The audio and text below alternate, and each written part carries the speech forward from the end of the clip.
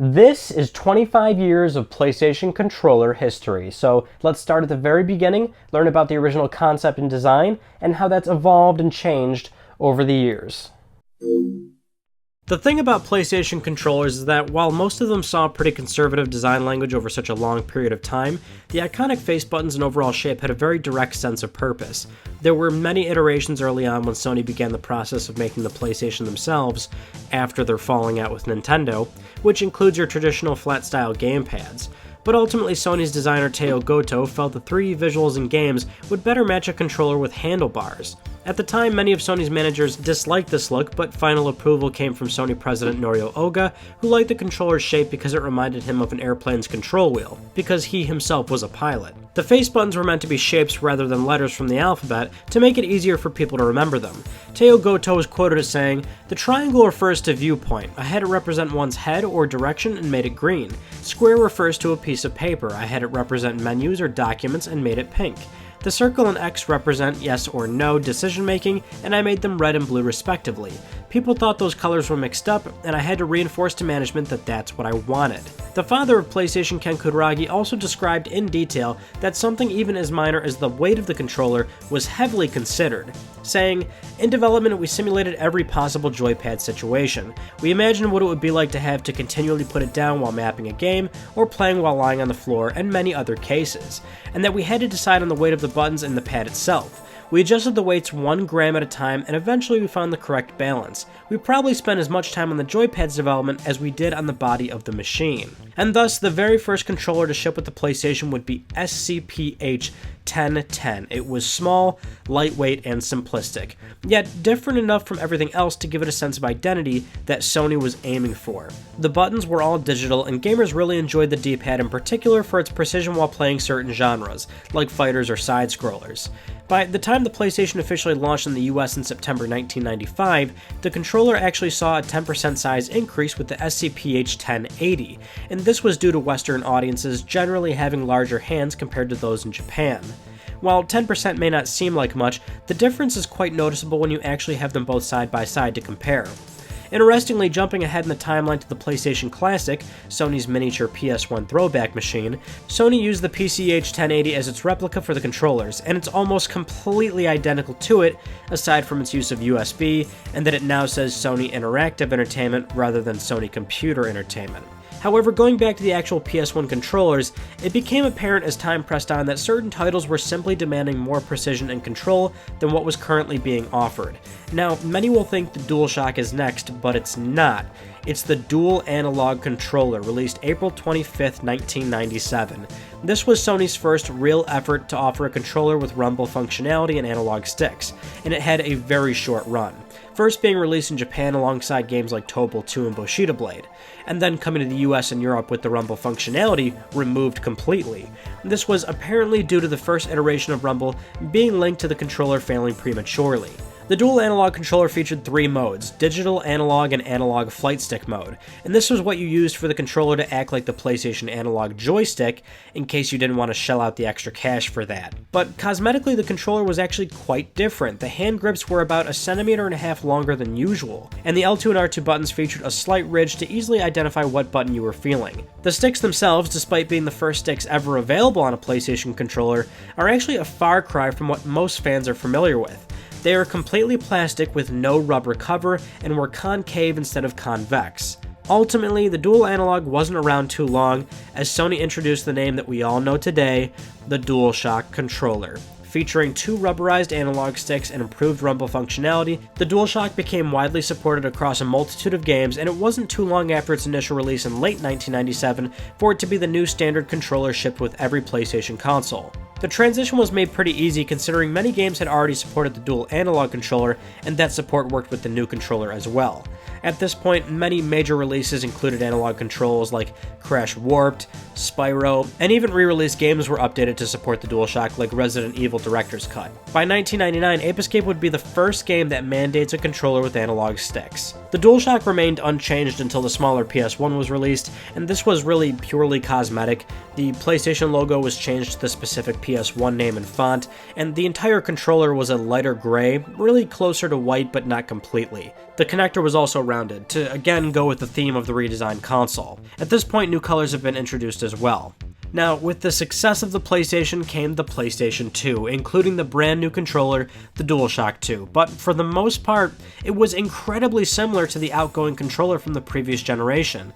The standard color was now black, and the controller had DualShock 2 written on top of it for consumers to easily identify that it was the latest model. However, there was one noteworthy change. The face buttons and triggers were now pressure sensitive, meaning developers could make it so pressing a button harder would indeed have an effect in the game. The sticks were also slightly refined in how they move, but other than that, outside of different screw positions on the shell, the controller's design was the same, and remained this way for the entirety of the PS2's life cycle. The cool thing is, between PS1 and PS2, the controllers are forward and backwards compatible, the dual analog controller being the oddball out and sometimes encountering compatibility issues, and also the difference in analog or digital buttons between the generations, but for the most part, they work interchangeably. Now, before getting into the PS3's official launch, Sony initially showcased what was referred to as the Boomerang controller in 2005, a completely redesigned controller that was far and beyond what fans were accustomed to.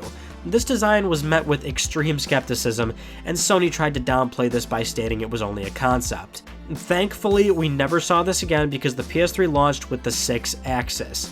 This controller reverted back to the standard form factor, looking almost identical to the previous two generations, except this time it wasn't a DualShock. Sony was in an ongoing legal battle with the company Immersion over its inclusion of rumble tech in their controllers. So Sony was forced to release the PS3 with controllers that lacked rumble, and because of this, the Sixaxis was very lightweight. The main focus was instead motion sensing technology. This is why it was called Sixaxis, referring to the 6 degrees of motion it detects. So early on, Sony advertised this, showing the function being used in games. You could steer ships in Warhawk with the Sixaxis, or you could shake a Chimera off you in Resistance. In Uncharted, you could lob a grenade by arching the controller. And Sony not only included this as a feature, but used it to deflect the rumble fiasco by stating it was considered last-gen technology and that it could interfere with the motion sensing. That aside, the Sixaxis now had a new button in the middle called the PlayStation button, and this acts as a home button for the PS3's user interface.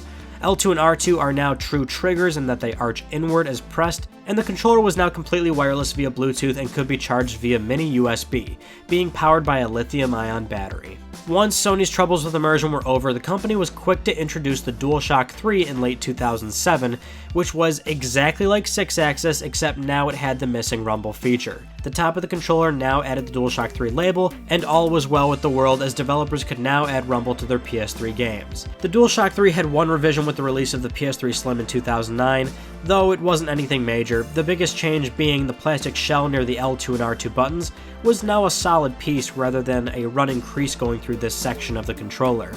At this point though, from the original DualShock in 1997, the controller's basic shape and layout has been the exact same. That is, until the PlayStation 4. Sony dramatically redesigned the controller with, naturally, the DualShock 4. Not only was the entire look, shape, and feel changed, but the controller introduced new input methods and features that align with Sony's overall goals with PS4. The touchpad in the center being a main focal point, being touch capacitive and clickable. A light bar was introduced at the top for a number of different functions. These range from indicating what player is logged in, it can be tracked by the PS4 camera, with or without PlayStation VR, and developers can change the color in their games. A dedicated share button was added for the PS4's ability to take screenshots and record gameplay at an OS level, and the options button was introduced, which mostly served the same function as the start button previously, which is now gone, alongside the select button. A headset jack was added directly underneath, next to an extension port. Micro USB was now used up top, and most Sony and controller branding has been removed due to most of the real estate really being used up by the touchpad and the light bar. The buttons and triggers were also improved based on developer feedback as well. This was apparently very important to Sony in designing the DualShock 4. Pressure-sensitive buttons were removed, however, likely due to developers not really using it that often over the lifecycle of PS2 and PS3. The DualShock 4 is widely considered a vast improvement over the traditional designs, being more comfortable and offering more precision. Early on, the controller did suffer from some issues with the rubber on the sticks being prone to accelerated wear, but this was rectified later on. In 2016, an updated DualShock 4 was released, and this revision allowed the light bar to pass through the touchpad as a slight frosted glow, and the battery life was also extended. Sony was more playful with color variations this time around, offering a vast selection of clear, frosted, metallic, and solid colors. While the PS4 can't accept DualShock 3s and older, Sony did update the PS3 to accept DualShock 4s via USB or Bluetooth, making Sony's best controller a great buy even on older hardware. And that is a wrap. Every major and minor PlayStation controller in Sony's lineup of consoles outside of accessories, peripherals, and PlayStation Move.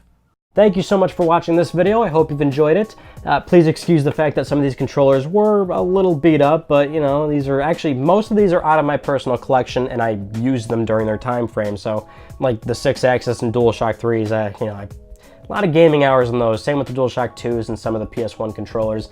Only a few oddballs that I had to go out and buy, like the dual analog. And FYI, if you are a collector, because it had such a short run, around $45, $50, it's held its value, but as time presses forward and people forget this was a thing, it may very well go up, so it might be something you want to add to your collection as well. But other than that, if you haven't yet, please subscribe for the best PlayStation news, reviews, and updates that are here on YouTube, and you can always follow on Twitter at Mystic Ryan. That's it for me in this one. I'll see you all in the next video. You take it easy.